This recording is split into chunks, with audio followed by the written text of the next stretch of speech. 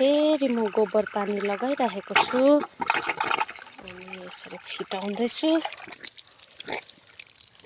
फिटिसकेर चाहिँ यहाँ चाहिँ यतिको भएको छ, लाउनु पर्छ।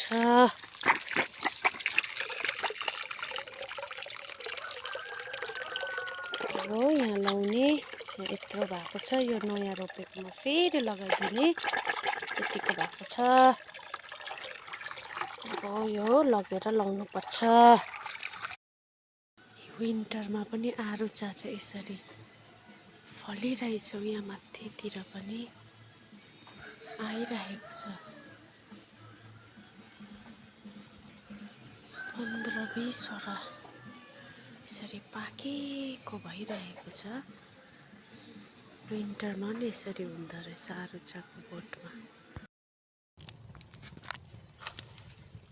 जाडो